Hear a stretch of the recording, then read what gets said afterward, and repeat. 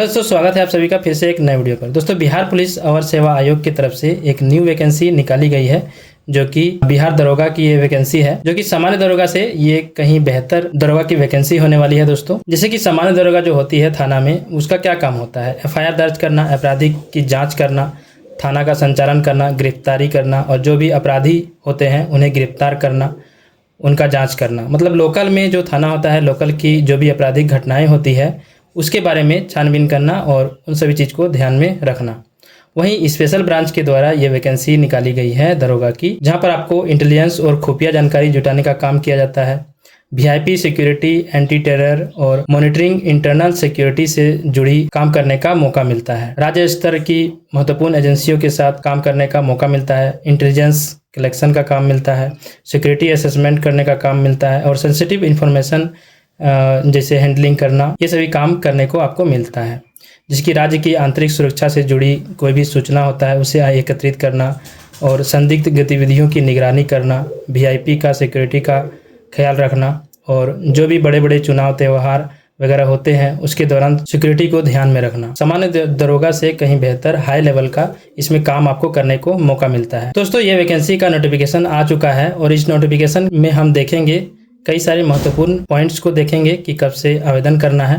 तो ये नोटिफिकेशन हमने ओपन करके रख लिया है और इसके बारे में हम देखेंगे। दोस्तों, अगर आपको वीडियो हमारा पसंद आ रहा हो तो वीडियो को लाइक करें और चैनल को सब्सक्राइब करके रखें इस तरह के जॉब्स अपडेट पाने के लिए। तो ये नोटिफिकेशन है जो कि ऑफिशियल वेबसाइट bpssc.bihar.gov.in के ऑफिशियल वेबसाइट पर ये नोटिफिकेशन जारी कर दिया गया है और ये गृह विभाग आरक्षी शाखा के द्वारा ये वैकेंसी निकाली गई है और ऑनलाइन आवेदन करने की प्रारंभिक तिथि जो है 9 जुलाई 2026 से स्टार्ट होने वाली है और 9 अगस्त 2026 तक ये चलने वाली है।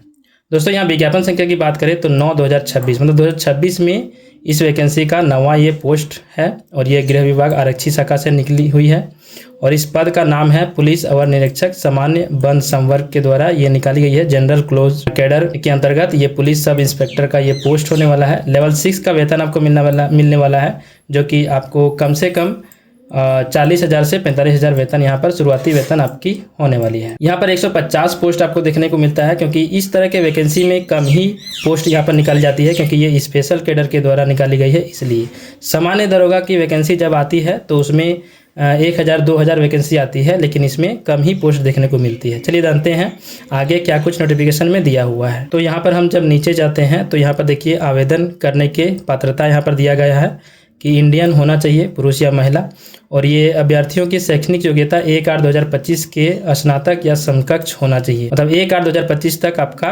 ग्रेजुएशन पास होना चाहिए, तभी आप इस वैकेंसी को भर पाएंगे। उम्र सीमा की गणना जो है वो 1 अगस्त 2025 के आधार पर की जाएगी, जो कि मैट्रिक का जो सर्टिफिकेट है आपका 10th का सर्टिफिकेट है उसमें जो भी डेट ऑफ बर्थ है उसके आधार पर यहाँ पर उम्र की गणना की जाएगी। उम्र की गणना यहाँ पर दिया हुआ है, जैसे कि अनारक्षित जनरल के लिए यहाँ पर न्यूनतम उम्र सीमा 20 वर्ष रखी गई है और अधिकतम जो है वो 37 वर्ष रखी गई है।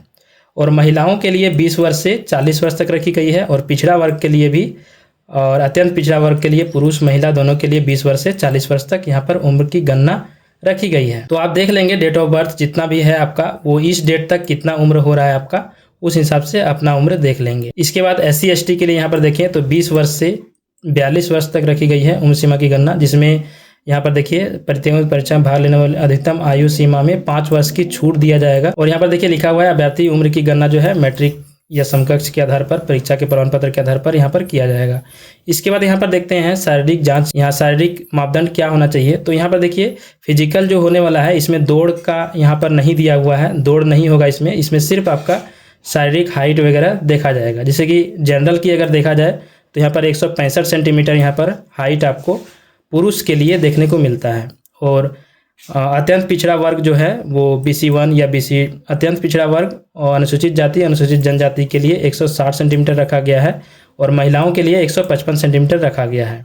और पुरुषों के लिए जो है सीना जो है वो बिना फुलाए 81 सेंटीमीटर 81 सेंटीमीटर और 86 सेंटीमीटर फुला करके यहाँ पर रखा गया है। और SC ST के लिए यहाँ पर 79 और 84 यहाँ पर सेंटीमीटर रखा गया है। यहाँ महिलाओं के लिए यहाँ पर वजन देखा जाता है जो कि न्यूनतम 48 किलोग्राम होना चाहिए। अगर न्यूनतम 48 किलोग्राम नहीं है तो आपको रिजेक्ट कर दिया जाएगा। इसके बाद यहाँ पर देखते हैं दोस्तों लिखित परीक्षा का आयोजन। लिखित परीक्षा होने वाला है, ये CBT एग्जाम नहीं होने वाला है और ये 2 चरण में होने वाला है। प्रथम चरण में आपका प्रारंभिक परीक्षा होने वाला है, जो कि सभी प्रश्न वस्तुनिष्ठ पूछे जाएंगे और जिसमें से 200 अंक होगा, मतलब कि 100 क्वेश्चन रहेंगे बहुवैकल्पिक क्वेश्चन, जिसमें 200 अंक, प्रत्येक क्वेश्चन के लिए 2 अंक आपको दिए जाएंगे और 2 घंटे की ये एग्ज़ाम होने वाली है, पहला एग्ज़ाम, जिसमें आपको 30% से कम अंक अगर लाते हैं तो मुख्य परीक्षा के लिए चयन विचार नहीं किया जाएगा। 30% कम से कम आपको लाना पड़ेगा, इसके बाद ही आप आगे के परीक्षा में शामिल हो पाएंगे, मतलब द्वितीय चरण के लिए आप शामिल हो पाएंगे। अब द्वितीय चरण की बात करें तो यहाँ पर 2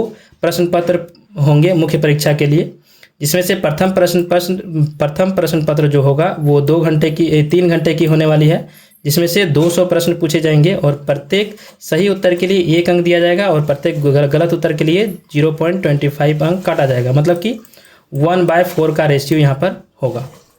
इसके बाद द्वितीय प्रश्न पत्र जो होंगे वो 60 मिनट का होगा, 1 घंटा का होगा, जिसमें 50 अंक दिया जाएगा। यहाँ पर देखिए मुख्य परीक्षा का प्रकार यहाँ पर दिया हुआ है कि जैसे कि वस्तुनिष्ठ एवं बहुवैकल्पिक प्रश्न होने वाला है प्रथम पत्र के लिए 200 अंक के लिए, जिसमें क्या पूछा जाएगा तो सामान्य अध्ययन, समसामयिक घटना, मतलब जनरल स्टडीज़ और करंट अफेयर्स पूछा जाएगा 50 अंक का, और गणित और परिणात्मक कौशल, मैथमेटिक्स एंड क्वांटिटेटिव एप्टीट्यूड, मतलब मैथमेटिक्स का जो है 40 अंक होने वाला है, और रीजनिंग और एनालिटिक एबिलिटी का 40 अंक होने वाला है। हिंदी भाषा और अंग्रेजी भाषा का यहाँ पर 20-20 अंक का होने वाला है। टोटल 200 अंक का 100 क्वेश्चन यहाँ पर आपको पूछा जाएगा। ठीक है, इसके बाद आगे देखते हैं। यहाँ बिहार सामान्य ज्ञान से 30 क्वेश्चन होने वाला है। इसके बाद द्वितीय पत्र के लिए यहाँ पर 50 अंक दिया जाएगा आपको, जिसमें से हिंदी निबंधन में 15 अंक और 15 अंक अंग्रेजी निबंधन में, और इंग्लिश प्रीसिस में 10 अंक होगा, और यहाँ पर हिंदी अंग्रेजी का अनुवाद यहाँ पर 10 अंक का होगा। इसमें 1 घंटे का होगा, 60 मिनट का, जिसमें 50 अंक आपको दिए जाएंगे। यहाँ पर प्रथम प्रश्न की उत्तर पुस्तिका 2 प्रति में होगी। प्रथम प्रश्न पत्र जो होगा उसमें 2 प्रति होगा, जिसमें 1 प्रति आयोग के पास सुरक्षित हो रहेगी और 1 प्रति अभ्यर्थी को दी जाएगी। दोनों पत्रों में कम से कम आपको 30% अंक लाना अनिवार्य होगा, और जो भी यहाँ पर सिलेक्शन प्रक्रिया होगा वो यहाँ पर जितना भी रिक्ति है, जैसे कि 150 रिक्ति है तो 150 गुना 3 कर लीजिए, उतना अभ्यर्थी का यहाँ पर चयन किया जाएगा शारीरिक दक्षता के लिए। इसके बाद तृतीय चरण में जो है शारीरिक फिजिकल जाँच होने वाला है, जो कि यहाँ पर कंडिका 4.5 में जो दिखाया गया था, हमने ऊपर पढ़ा था 4.5 में, उसी के अनुसार यहाँ पर शारीरिक जाँच किया जाएगा। शारीरिक दक्षता परीक्षा होने वाला है। यहाँ पर मेधा सूची का निर्माण किस प्रकार से होने वाला है। अब जैसे कि दोस्तों लिखित परीक्षा में 2 या 2 से अधिक अभ्यर्थी समान अंक ले आते हैं तो उस स्थिति में उसका जन्म तिथि देखा जाएगा, जो वरीयता के आधार पर किया जाएगा। जो भी बड़े होंगे उसको वरीयता दी जाएगी। अगर उम्र भी सेम होता है तो उसका शैक्षणिक योग्यता देखा जाएगा और उसके आधार पर यहाँ पर सिलेक्शन किया जाएगा। इसका दोस्तों यहाँ पर रिक्ति का विवरण दिया हुआ है, आप देख सकते हैं। जैसे कि जनरल कैटेगरी में 60 रिक्ति पद है और महिलाओं के लिए 35% आरक्षण होगा, जो कि 21 पद होगा महिलाओं के लिए, और आर्थिक रूप से कमजोर मतलब EWS के लिए यहाँ पर 15 होने वाला है, महिला के लिए 5, और अत्यंत पिछड़ा वर्ग जैसे कि हो गया तो ये हो गया BC1 के लिए 27, अनुसूचित जाति के लिए 24 और पिछड़ा वर्ग के लिए यहाँ पर 18, पिछड़ा वर्ग महिला के लिए 4 और यहाँ पर अनुसूचित जनजाति के लिए 2, टोटल 150 यहाँ पर पद होने वाला है। अब जैसे कि जो भी अभ्यर्थी आरक्षण का दावा करते हैं उनको NCL वगैरह जाति निवासी वगैरह बना लेना होगा। बिहार के अधिनियम 3/1992 समय समय पर यथा संशोधन के प्रावधान के अनुसार आरक्षण लागू होगा, तो इसके अनुसार से NCL वगैरह बना लेना है आपको पहले से ही, इसके बाद ही आप आवेदन कर पाएंगे। जिसकी यहाँ पर दिया हुआ है, देखिए बिहार पदों के लिए सेवा रिक्तियों में आर्थिक रूप से कमजोर वर्ग के लिए आरक्षण अधिनियम 2019 के प्रावधान लागू होंगे। इस हेतु वित्तीय वर्ष 25-26 की आय संपत्ति आधार पर बना हुआ प्रमाण पत्र अनुमान्य होगा, मतलब कि 25-26 का प्रमाण पत्र होना चाहिए, तभी आप आरक्षण का लाभ ले पाएंगे। आर्थिक रूप से कमजोर वर्ग के यहाँ पर महिला के पक्ष में आय एवं संपत्ति प्रमाण पत्र सामान्य प्रशासन विभाग बिहार पटना के पत्रांक 56/22 दिनांक 24/3/2026 के आधार पर निर्गत होने वाली ही प्रमाण पत्र मान्य होगी। ठीक है, और यहाँ पर महिला के लिए आरक्षण जो है 35% है, जो कि सिर्फ बिहार महिलाओं को दिया जाएगा। यहाँ पर देखिए साफ साफ लिखा हुआ है। और बिहार से अन्य राज्य से अगर आप हैं महिला हैं तो आपको जनरल कैटेगरी में रखा जाएगा। इसके बाद यहाँ पर देखिए कटअप तिथि यहाँ पर दिया गया है। कटअप तिथि 1 अगस्त 2025 तक यहाँ पर निर्धारित किया गया है। आयु कटअप तिथि की गणना जो है 1 अगस्त 2025 तक किया जाएगा। इसका दोस्तों अगर चिकित्सीय जांच एवं चरित्र एवं पूर्ववृत्त सत्यापन की बात करें, चिकित्सीय जांच की अगर बात करें तो यहाँ पर देखिए नियुक्ति के पूर्व सभी चयनित अभ्यर्थियों का चिकित्सीय परीक्षा कराया जाएगा, परीक्षण किया जाएगा। जिसमें दृष्टि, बोध, कलर, ब्राइटनेस, श्रवण शक्ति, ये सभी चीज़ की यहाँ पर जांच की जाएगी। ये चीज़ का ध्यान रखेंगे आप। और जैसे कि हकलाना, तुतलाना जैसे त्रुटि अगर अभ्यर्थी में मिलता है तो उसके अपात्र बना दिया जाएगा, मतलब कि रिजेक्ट कर दिया जाएगा उसे। किसी भी अभ्यर्थी के विरुद्ध न्यायालय में आपराधिक मामला लंबित होने के कारण उसे रिजेक्ट कर दिया जाएगा। तो ये जांच यहाँ पर किया जाएगा आपका नियुक्ति से पहले। इसके बाद यहाँ पर दिया हुआ है ऑनलाइन आवेदन प्रक्रिया कैसे करना है। तो इस वेबसाइट जो है, ये वेबसाइट ऑफिशियल वेबसाइट है और इसमें बिहार पुलिस टैब पर जा करके आपको आवेदन करना है। इसमें आवेदन शुल्क मात्र 100 रुपये रखा गया है और ये आप UPI के द्वारा पेमेंट कर सकते हैं। और यहाँ पर जैसे कि ऑनलाइन आवेदन भरने के लिए आवश्यक निर्देश यहाँ पर दिया गया है, ये चीज़ आप देख लेंगे। ये ऑफिशियल वेबसाइट है, एडवर्टाइजमेंट नंबर यहाँ दिया गया है। और इसके बाद पंजीकरण और भुगतान करने से पहले एक वैध सक्रिय मोबाइल नंबर और ईमेल ID आपको रखना है, जिसमें आपको रजिस्ट्रेशन नंबर वगैरह कोई भी चीज़ वहाँ पर भेजा जाएगा। इसके बाद एक चीज़ का यहाँ पर देखिएगा दोस्तों, जैसे कि कोई भी विद्यार्थी ऑनलाइन करते समय शुल्क भुगतान करते समय जैसे कि आप पेमेंट कर रहे हैं और किसी कारणवश विंडो आपका क्लोज हो जाता है या आपका लैपटॉप वगैरह सिस्टम वगैरह बंद हो जाता है, तो उस स्थिति में अगर आपका पेमेंट सक्सेस नहीं होता है और पेमेंट कट जाता है, तो यहाँ पर देखिए साफ साफ दिया गया है कि शुल्क का जो है रिफंडिंग अमाउंट जो है 7 दिन के अंदर आपको भेज दिया जाएगा, लौटा दिया जाएगा। और दोस्तों यहाँ पर एक चीज़ का ध्यान देंगे, जैसे कि आप ऑनलाइन कर रहे हैं और जो भी रजिस्ट्रेशन किए हैं, अगर उसमें कोई भी चीज़ का गड़बड़ी हो जाता है, नाम वगैरह आपका स्पेलिंग मिस्टेक हो जाता है, तो आपको एडिट का ऑप्शन नहीं दिया जाएगा, आपको सीधे रजिस्ट्रेशन को कैंसिल करना होगा। और कैंसिल करके आपको फिर से फॉर्म को डालना होगा, क्योंकि कैंसिल का वहाँ पर ऑप्शन दिया जाएगा आपको।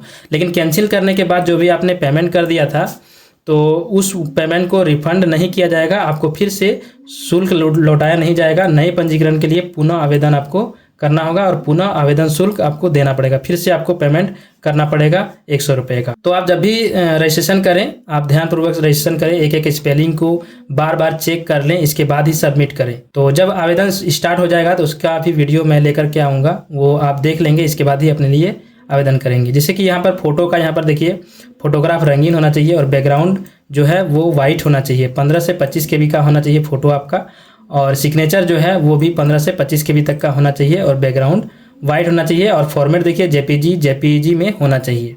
तो ये सब चीज़ फॉर्मेट तैयार कर लेंगे फ़ोटो और हस्ताक्षर का, तभी आप यहाँ पर ये करेंगे, सबमिट करेंगे। ये सभी चीज़ के बारे में मैंने बता दिया। इसका दोस्तों उम्मीदवार का रद्दीकरण, मतलब आपका फॉर्म रिजेक्ट कैसे हो सकता है, वो यहाँ पर डिटेल्स दिया हुआ है। जैसे कि आवेदन प्रपत्र में पंजीकरण भरा जाना परंतु द्वितीय भाग को सबमिट ना करना, तो आप पंजीकरण के मतलब आप रजिस्ट्रेशन कर लिए हैं लेकिन सेकंड स्टेप को आप पूरा नहीं किए हैं या फिर फोटो सिग्नेचर अपलोड नहीं किए हैं, तो आपका जो आवेदन जो है वो रद्द कर दिया जाएगा। वो रद्द करने का जो भी यहाँ पर दिया हुआ है पॉइंट्स, वो आप देख लेंगे। जैसे कि जन्म तिथि गलत अंकित करेंगे तो आपका आवेदन रद्द कर दिया जाएगा।